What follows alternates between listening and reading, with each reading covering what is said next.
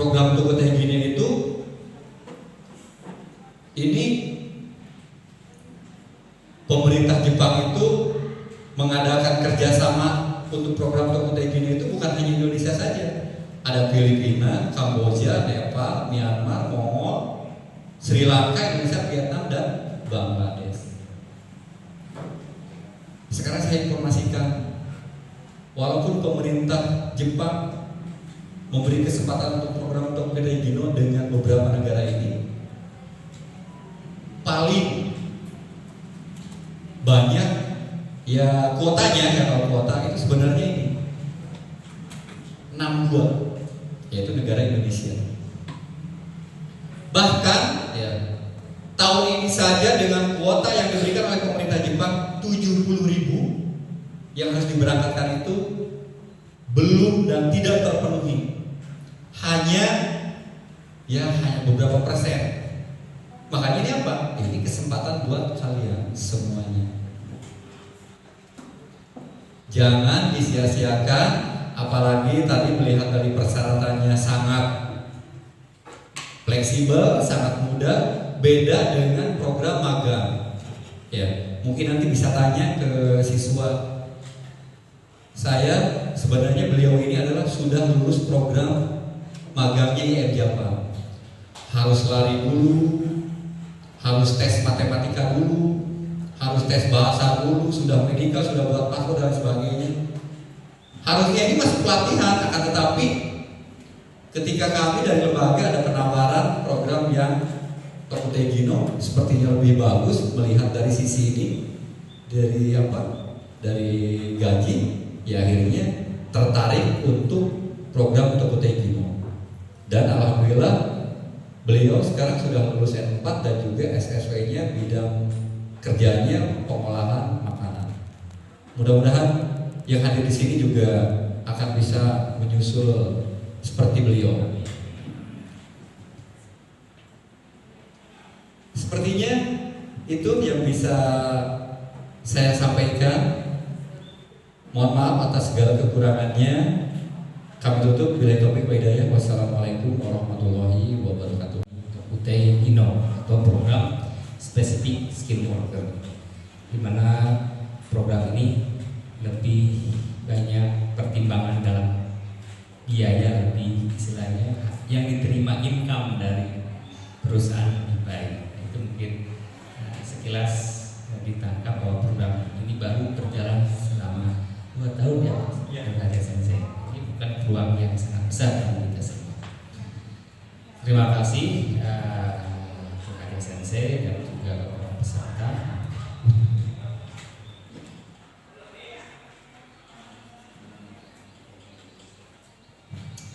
Nah, untuk acara selanjutnya ya, supaya menghemat waktu, kita ambil untuk sesi tanya jawab dulu ya, apa yang tadi sudah disampaikan oleh Nur Harja Sensei. Mungkin rekan-rekan BKK di sini sudah punya catatan di pikirannya atau sudah menulis sebagian apa yang akan nanti ditanyakan.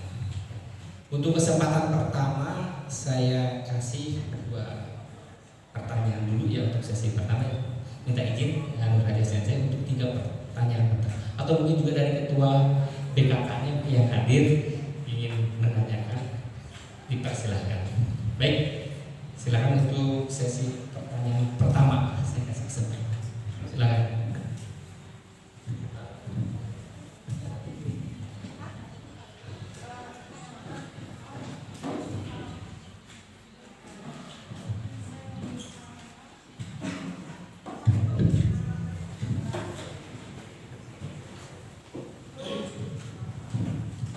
Assalamualaikum warahmatullahi wabarakatuh. Yang saya mau tanyakan adalah tadi sebelum ingin mengikuti proses TG Tokino itu satu harus lolos bahasa dulu. Nah, harus lolos bahasa. Nah, untuk mendaftarkan untuk menjadi calon belajar bahasa itu tadi sudah ditentukan ada di Bandung, di Jakarta dan di Semarang, di Surabaya. Nah, seandainya apakah ada perwakilan gitu yang untuk mengantarkan, apakah para siswa ini berangkat sendiri-sendiri ke sana atau dikoordinir sama, karena di sini kan yang datang kan dari BKJ, apakah dikoordinir sama BKJ ataukah dari SMK Raja Pola dan sebagainya. Nah, setelah lulus dari itu, ini kan semuanya bayar, gitu ya, semuanya bayar.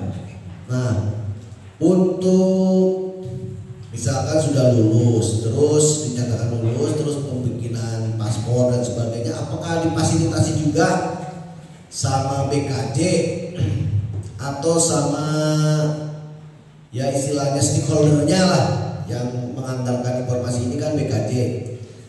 Nah itulah, terus karena tadi mendengar tidak ada tes dan sebagainya, hanya lulus bahasa saja, tidak ada tes seperti matematika, fisik dan lain-lain, begitu, kesehatan dan sebagainya. Ini mohon penjelasan yang lebih detail lagi, Sensei. Terima kasih. Wassalamualaikum warahmatullahi wabarakatuh.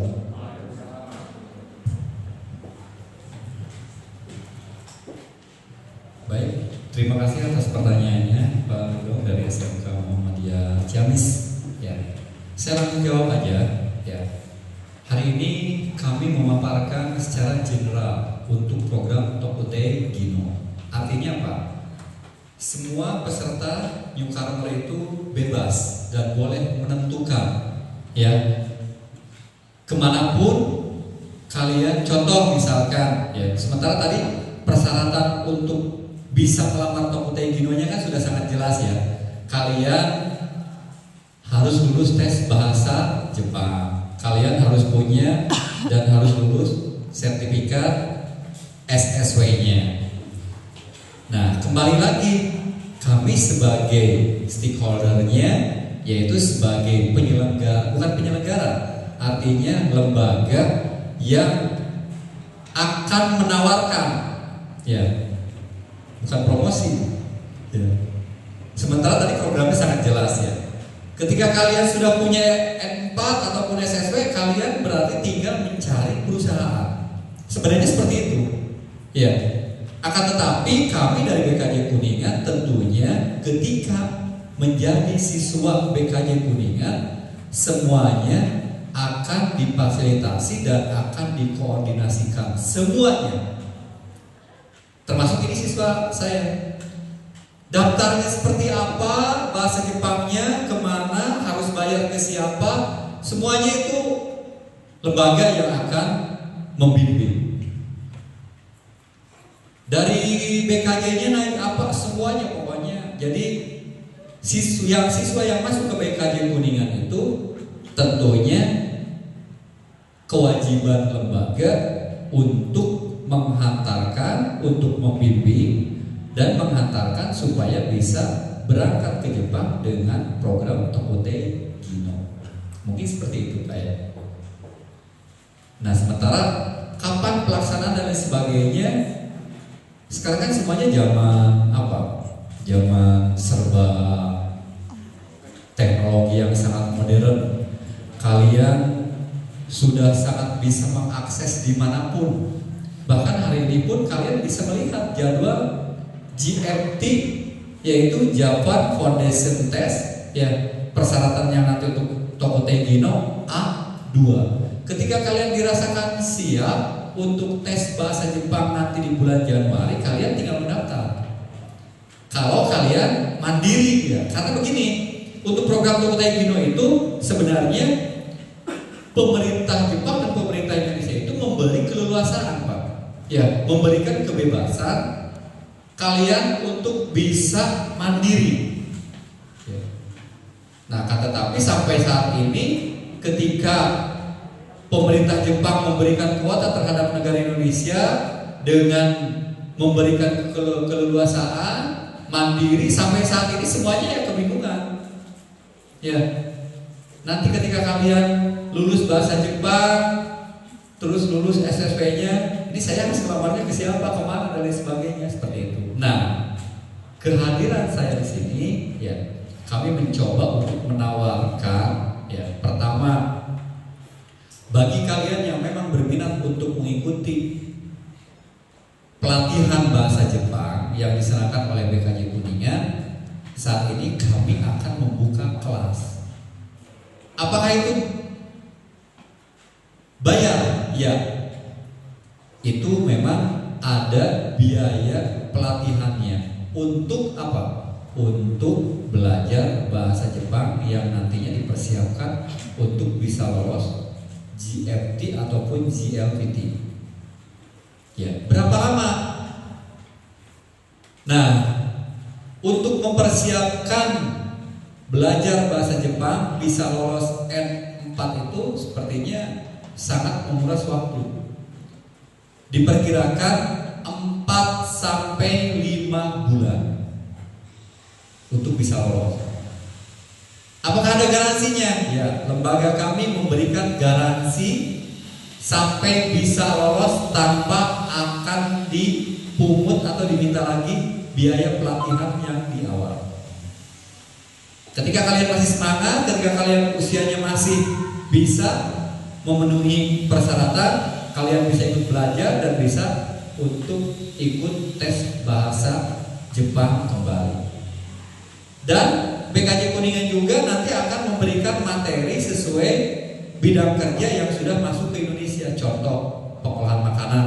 Nanti materinya akan kami kasih seperti inilah nanti materinya yang harus dipelajari, seperti itu mungkin Pak ya. Mungkin itu penjelasan dari saya. Barangkali ada yang masih ditanyakan Pak.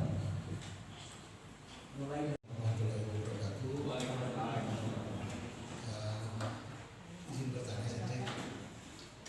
Ini masalah yang sebenarnya yang membuat kami ini ketua BKK, para ketua BKK ini agak pusing karena masalah pandemi ini. Apakah yang pernah saya tahu Indonesia itu masuk ada semacam notis kan nggak boleh ke Jepang. Apakah itu sudah teratasi saja? Apakah kita sekarang sudah boleh? Karena memang perkembangan ini sekarang malah kok lagi sampai-sampai Pak Iman juga kemarin teh bingung gitu, kemana ini teh kita mau pertemuan teh. Jadi ya memang ya syukur kalau namanya syukur sudah nanti ke depannya kita sudah turun lagi sehingga apakah memang sudah ada status ini bahwa kita sudah boleh itu saja penjelasannya saya. Terima kasih. Assalamualaikum warahmatullahi wabarakatuh. Baik, terima kasih Pak Haji dari BKK Kota Tasikmalaya. Dan ini yang kedua kalinya bertemu dalam acara yang berbeda, atau ketiga kalinya ya Pak Haji, mohon maaf. Kembali lagi terkait dengan di masa COVID-19 ini ya. Alhamdulillah sebetulnya kalau negara-negara maju Pak, bukan membandingkan, bukan. Artinya penanganannya itu sangat cepat dan sangat luar biasa. Bahkan di masa pemerintahan saat ini dengan bergantinya kepemimpinan, di pucuk beliau itu beliau sebagai kendali dari pemerintah Jepang mengadakan kunjungan bilateralnya ke berbagai negara, khususnya Indonesia Pak. Itu sudah terjadi kesepakatan kembali. Artinya di masa pandemi saat ini yang penting dari Indonesianya sendiri harus dimaksimalkan. Nah, bahwa negara Indonesia itu diberikan kuota itu per hari 200 Pak, untuk masuk ke negara Jepang.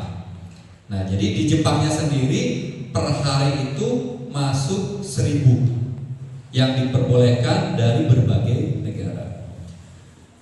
Pak Haji tentunya yang sudah malang melintang, dan ini perlu diketahui ya untuk adik-adik semuanya juga, memberangkatkan siswa-siswanya untuk magang ke Jepang, bukan Tokotegino, ya, untuk magang ke Jepangnya. Bahkan bukan bertahun-tahun lagi, tetapi sudah puluhan tahun. Dan ini guru besar saya mungkin ini. Ya. Makanya beliau itu sekarang pusingnya karena pandemi, pesertanya banyak yang bertanya apakah ini sudah berjalan atau tidak gitu. Jadi bulan kemarin saja Pak, pemerintah Indonesia dengan program magang IM Japannya sudah memberangkatkan 200, termasuk siswa-siswa yang memang tertunda karena pandemi. Ya, jadi sepertinya Pak Haji dan juga semua yang hadir di sini, kita waspada harus, apalagi sekarang pada masa pandemi, kalian pun sudah mengikuti protokol kesehatan, ya, tidak usah khawatir mengkhawatirkan COVID-19, karena ketika kalian memikirkan terus kapan kita akan maju. Contoh sekarang begini, contoh ya, ini belajar bahasa Jepang itu sebelum COVID kalau nggak salah ya. Apa sesudah? Sebelum ya. Pada masa COVID pun masih tetap belajar. Ketika ada tes bahasa Jepang dan SNP pun ternyata siap, ternyata alhamdulillah lolos. Nah, kalau kalian mindsetnya tidak mau dirubah, ya, ketika kalian orang tua menghalangi karena COVID dan lain sebagainya, ya sudah, kesempatan itu akhirnya akan terus dipakai oleh orang lain. Jadi kami informasikan saat ini Pak Haji bahwa alhamdulillah di lembaga kami pun di masa pandemi pun KBM masih berjalan tatap muka dan tidak pernah melaksanakan KBM bahasa Jepang dengan Zoom. Tetapi kami tetap akan terus berkoordinasi dan sampai saat ini pun, dan jangan sampai terjadi sesuatu hal yang memang tidak diinginkan. Jadi alhamdulillah pemerintah Jepang, bahkan nanti tanggal 4 saya harus mengantarkan siswa saya ke bandara untuk program Tokotegino-nya.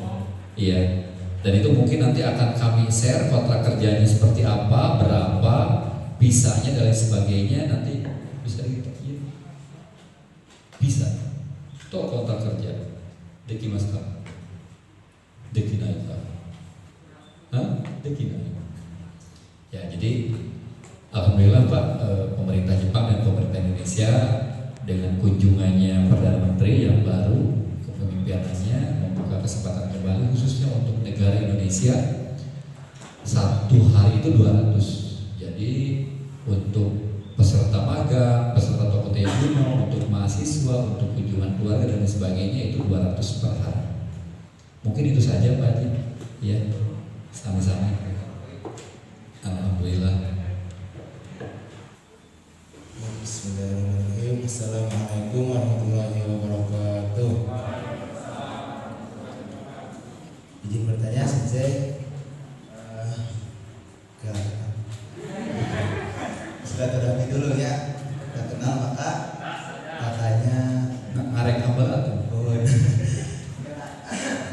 gambar gitu aya nu di Jepang ka dieu gitu. Perkenalkan, nama saya Rizky Abdul Aziz dari SMK Sawing Singaparna. Masih sekolah, tak akan lulus tahun sekarang, insya Allah mudah-mudahan lulus. Berdoa anak kesadayana, amin. Amin. Bertarasanana setelah lulus dari SSW atau TG atau Tokotegino, bisa dijelaskan lagi Sensei perjalanan secara rincinya kemana saja dan total semua biaya yang harus dipersiapkan kira-kira berapa? Terima kasih. Cukup. Assalamualaikum warahmatullahi wabarakatuh. sebentar, kalau saya harus menceritakan perjalanan, cerpena panjang tuh. Ya, yang jelas begini, ya. Pertama, untuk TG itu kurang jelasnya seperti tadi ya sudah disampaikan. Syarat utama adalah harus lulus tes bahasa Jepang dan juga SSW. Nah, setelah itu ini konteksnya di luar lembaga dulu ya, di luar PKJ Kuningan. Jadi nanti kalian pemerintah Indonesia itu yang nanti akan dari pemerintah Indonesia itu nanti akan menginformasikan ini ada PTA membutuhkan sekian ratus dengan bidang kerja sekian. Ya. Nah, itu kalian nanti menunggu kapan ya. Apakah kalian harus mengirimkan lamarannya dulu berbentuk soft file atau misalkan melalui email dan lain sebagainya, itu nanti tergantung dari perusahaan penerima di sana. Ya. Setelah diproses nanti akan berkomunikasi langsung apakah akan ada interview atau tidak. Ya, ketika dinyatakan oke, siap menerima, nanti akan turun kontrak kerja. Setelah kontrak kerja ditandatangani, berarti itu kewenangan dari pihak pemerintah Jepang yang akan memuluskan dan lain sebagainya. Baru setelah semuanya terpenuhi persyaratan dan lain sebagainya, nanti pengajuan visa sendiri, beli tiket sendiri, berangkat sendiri, diantar sendiri, ya pulang pun sendiri. Terkait dengan pembiayaan, ya tadi sudah sangat jelas mungkin ya.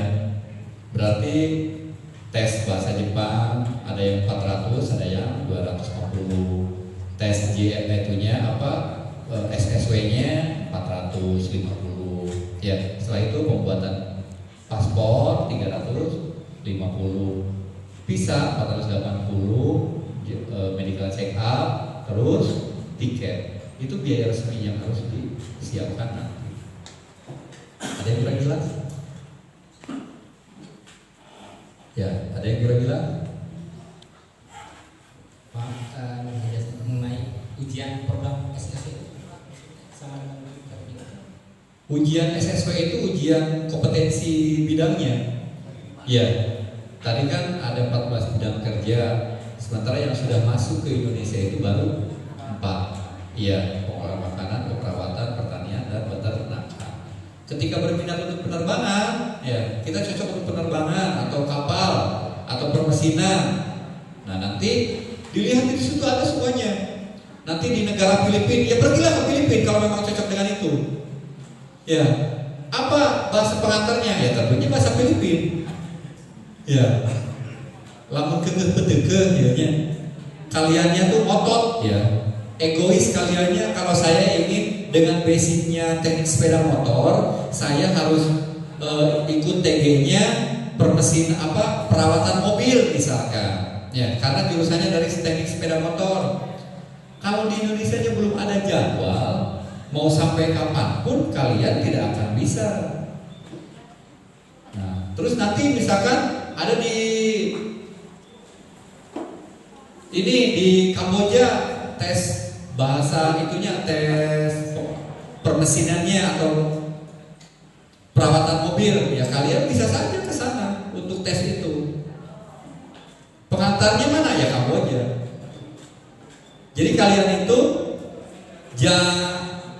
jangan menerima informasi 14 bidang kerja. Betul, 14 bidang kerja. Ya. Tetapi yang dari 14 bidang kerja itu apa sih yang sudah masuk ke Indonesia? Jadi kalian harus cermati, harus teliti supaya kalian yakin. Padahal memang ada seperti yang nakal juga seperti itu. Ya. Bahkan sudah banyak kontrak kerja sudah ditandatangani, bayar sekian, berangkat enggak, uang akan kembali. Berarti itu palsu. Ini kita lihat barangkali nanti yang saya sampaikan itu hoak ya. Berapa sih salary-nya, berapa sih gajinya? Nah, ini nama perusahaannya Okazaki Tokusu Seisakuso ya, beralamat di Osaka-fu. Jadi di provinsi Osaka. Nah, ini gajinya semuanya ini mencakup mau lembur, terus cuti bersama dan lain sebagainya, semuanya akan dituangkan ke dalam kontrak kerja. Pembayaran gaji, ya. Ini kalau per jamnya itu ya 926 sampai 1.200 kalau per jam, ya. Gaji bulanan, lihat gaji pokoknya ya 158.000 yen. Potongan dan lain sebagainya nanti ada di poin A, B, C, D. Jumlah yang diterima adalah, lihat, ini 215. Nih ya, 215.000 yen. Nah terus, jadi yang diterimanya itu bersihnya itu kurang lebih dipotong dengan lain-lain, asrama, air dan lain sebagainya ini. Ada yang tadi 167. Sekarang kalau misalkan kurs saat ini 135. 135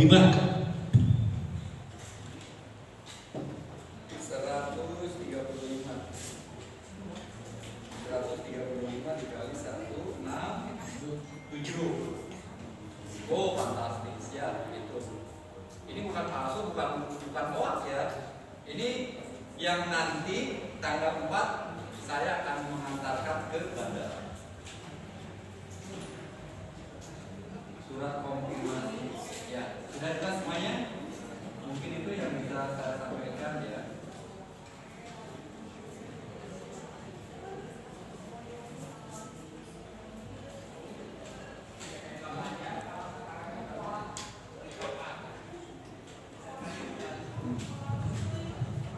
Mungkin itu saja. Sekali lagi kami ucapkan banyak terima kasih. Dan bagi yang memang berminat untuk mengikuti pretest hari ini, silakan tetap di ruangan ini. Dan bagi yang memang tidak untuk berminat mengikuti pretest, silakan untuk meninggalkan ruangan. Dan kami pun tidak akan, kalian harus masuk ke gerbang. Ya. Ada lagi yang mau ditanyakan? Kalau memang tidak, nanti saya panggil dulu ketua BKK-nya. Sekali lagi kami ucapkan banyak terima kasih. Mohon maaf atas segala kekurangannya. Kami tutup bila taufiq wa hidayah. Wassalamualaikum warahmatullahi wabarakatuh. Assalamualaikum.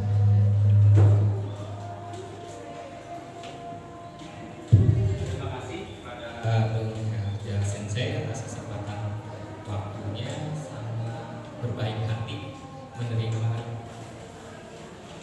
pertanyaan yang begitu baik hari ini. Terima kasih kepada Sensei. Baik ya.